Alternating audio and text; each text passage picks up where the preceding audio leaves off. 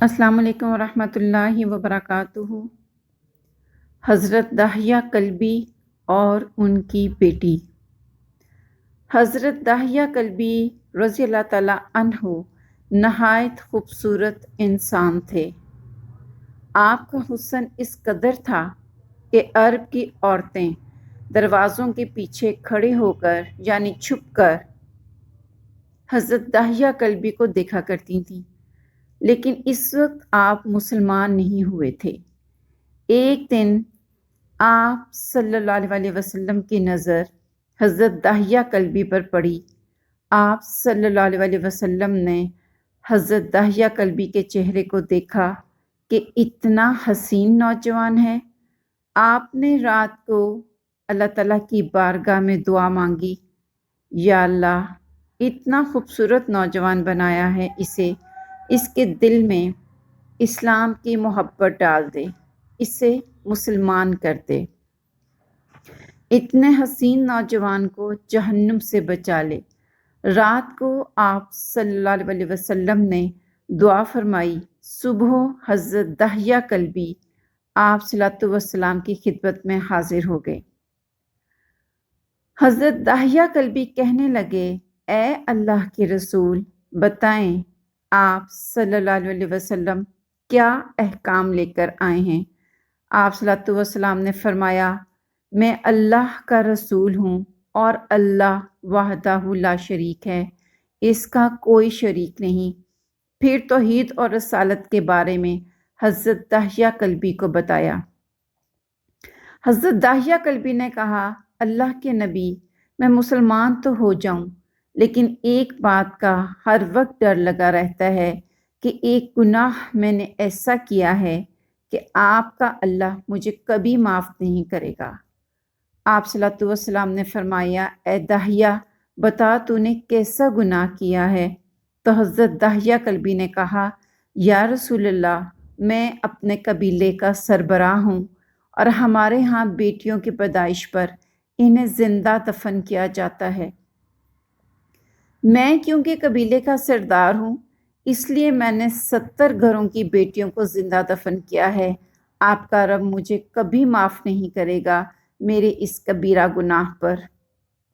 इसी वक्त हज़रत जिब्राईल अमीन अलैहिस्सलाम हाजिर हुए। या रसूलल्लाह सल्लल्लाहु अलैहि वसल्लम, सलाम कहता हूँ, और फरमाया, इसे कहें अब तक जो हो गया वो हो गया, इसके बाद ऐसा गुनाह कभी ना करना। अल्लाह कहती हैं कि हमने माफ़ कर दिया। हज़रत दाहिया आपकी ज़ुबान से ये बात सुनकर रोने लगे। आप सल्लल्लाहु अलैहि वसल्लम ने फरमाया, दाहिया, अब क्या हुआ है, क्यों रोते हो। हज़रत दाहिया कल्बी कहने लगे, या रसूलल्लाह, मेरा एक गुनाह और भी है जिसे आपका रब कभी माफ़ नहीं करेगा। आप सल्लल्लाहु अलैहि वसल्लम ने फरमाया, दाहिया, कैसा गुनाह, बताओ तो सही। हज़रत दाहिया फरमाने लगे, या रसूलल्लाह, मेरी बीवी हामला थी और मुझे किसी काम की गर्ज से दूसरे मुल्क जाना था। मैंने जाते हुए बीवी को कहा, अगर बेटा हुआ तो इसकी परवरिश करना और अगर बेटी हुई तो इसे ज़िंदा दफन कर देना। दाहिया रोते जा रहे थे और वाक़या सुनाते जा रहे थे। मैं वापस बहुत अरसा बाद घर आया तो मैंने दरवाज़े पर दस्तक दी। इतने में एक छोटी सी बच्ची ने दरवाज़ा खोला और पूछा, कौन। मैंने कहा, तुम कौन हो। तो वो बच्ची बोली, मैं इस घर के मालिक की बेटी हूँ, आप कौन हैं। दाहिया फरमाने लगे, या रसूलल्लाह सल्लल्लाहु अलैहि वसल्लम, मेरे मुंह से निकल गया, अगर तुम बेटी हो इस घर के मालिक की तो मैं मालिक हूँ इस घर का। मेरे मुंह से ये बात निकलने की देर थी कि छोटी सी इस बच्ची ने मेरी टांगों से मुझे पकड़ लिया और बोलने लगी, बाबा बाबा बाबा, आप कहाँ चले गए थे। बाबा, मैं किसी दिन ऐसा नहीं कि आपका इंतज़ार नहीं करती थी। हज़रत दाहिया कल्बी रोते जा रहे थे और फरमाते जा रहे थे, ऐ अल्लाह के नबी, मैंने बेटी को धक्का दिया और जाकर बीवी से पूछा, ये बच्ची कौन है। बीवी रोने लगी और कहने लगी, दाहिया, ये तुम्हारी बेटी है।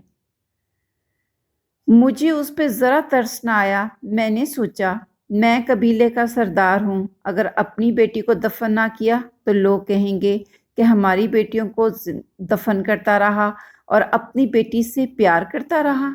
حضرت داہیہ کی آنکھوں سے زاروں قطار آنسو بہہ رہے تھے۔ یا رسول اللہ، وہ بچی بہت خوبصورت، بہت حسین تھی، میرا دل کر رہا تھا اسے سینے سے لگا لوں۔ پھر سوچتا تھا کہ کہیں لوگ بعد میں یہ باتیں نہ کہیں کہ اپنی بیٹی کی باری آئی تو اسے زندہ دفن کیوں نہیں کیا۔ میں گھر سے بیٹی کو تیار کروا کے نکلا تو بیوی نے میرے پاؤں پکڑ لیے۔ داہیہ، نہ مارنا اسے، داہیہ یہ تمہاری بیٹی ہے۔ ماں تو آخر ماں ہوتی ہے۔ میں نے بیوی کو پیچھے دھکا دیا اور بچی کو لے کر چل پڑا۔ راستے میں میری بیٹی نے کہا، بابا مجھے نانی کے گھر لے کر جا رہے ہیں؟ بابا کیا مجھے کھلونے لے کے دینے جا رہے ہیں؟ بابا ہم کہاں جا رہے ہیں؟ داہیہ کل بھی روتے جاتے ہیں اور وہ واقعہ سناتے جاتے ہیں۔ یا رسول اللہ، میں بچی کے سوالوں کا جواب ہی نہیں دیتا تھا اور وہ پوچھتی جا رہی تھی، بابا ہم کدھر جا رہے ہیں؟ کبھی میرا منہ چومتی، کبھی بازو گردن کے گرد لپیٹتی، لیکن میں کچھ نہ بولا۔ ایک مقام پر جا کر میں نے اسے بٹھا دیا اور خود اس کی قبر کھودنے لگ گیا۔ آپ صلی اللہ علیہ وسلم کی زبان سے اف نکلا۔ آپ سنتے جا رہے تھے اور روتے جا رہے تھے۔ میری بیٹی نے جب دیکھا کہ میرا باپ دھوپ میں سخت کام کر رہا ہے تو یا رسول اللہ وہ اٹھ کر میرے پاس آئی، اپنے گلے میں جو چھوٹا سا دوپٹہ تھا وہ اتار کر میرے چہرے سے ریت صاف کرتے ہوئے کہتی ہے، بابا دھوپ میں کیوں کام کر رہے ہیں؟ چھاؤں میں آ جائیں۔ بابا یہ کیوں کھود رہے ہیں اس جگہ؟ بابا گرمی ہے، چھاؤں میں آ جائیں۔ اور ساتھ ساتھ میرا پسینہ اور مٹی صاف کرتی جا رہی تھی، لیکن مجھے ترس نہ آیا۔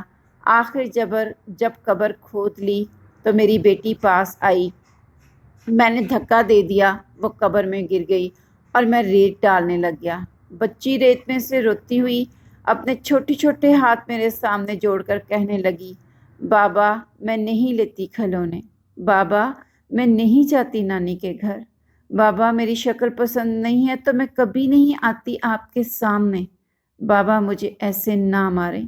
یا رسول اللہ، میں ریت ڈالتا گیا، مجھے اس کی باتیں سن کر بھی ترس نہیں آیا۔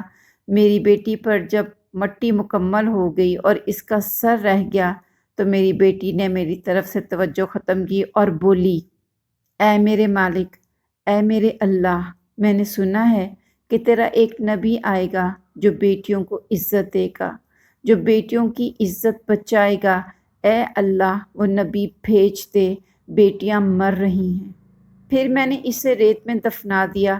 حضرت داہیہ کلبی واقعہ سناتے ہوئے بے انتہا روئے۔ یہ واقعہ جب بتا دیا تو دیکھا آپ صلی اللہ علیہ وسلم اتنا رو رہے تھے کہ آپ کی داڑھی مبارک آنسوؤں سے گیلی ہو گئی۔ آپ نے فرمایا، داہیہ، جو بیٹی محبت کے انتظار میں دنیا سے چلی گئی اس کا قصہ مجھے پھر سے سناؤ۔ داہیہ نے آپ کو یہ قصہ 3 دفعہ سنایا اور آپ اتنا روئے کہ آپ کو دیکھ کر صحابہ اکرام بھی رونے لگے اور کہنے لگے، اے داہیہ ہمارے آقا کو مت رلاؤ، ہم سے برداشت نہیں ہو رہا۔ آپ صلی اللہ علیہ وسلم نے 3 بار یہ واقعہ داہیہ سے سنا۔ اتنے میں حضرت جبرائیل علیہ السلام حاضر ہوئے اور فرمایا، یا رسول اللہ، اللہ سلام کہتے ہیں اور فرماتے ہیں کہ اے محبوب صلی اللہ علیہ وسلم، داہیہ کو کہہ دیں کہ وہ اس وقت تھا جب اس نے اللہ اور آپ کو نہیں مانا تھا، اب مجھ کو اور آپ کو اس نے مان لیا ہے، ہم پر ایمان لے آیا ہے، تو داہیہ کا یہ گناہ بھی ہم نے معاف کر دیا ہے۔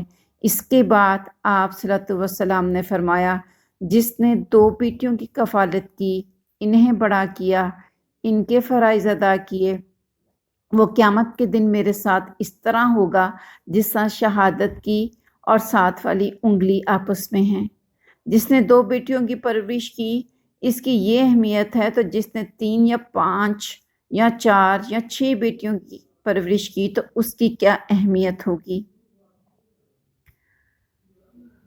آج ہمارے معاشرے میں جو بھی عورت کو عزت ملی، ایک بیٹی کے روپ میں مقام ملا، وہ ڈیفینیٹلی آپ صلی اللہ علیہ وسلم کے صدقے سے، ان کی تعلیم سے، ان کے اخلاق سے، اور جس لیول پہ جا کے آپ نے اپنی بیٹیوں کی عزت کی، حضرت فاطمہ کے ساتھ لاڈ کیے، اس پیٹرن کے مطابق ملا۔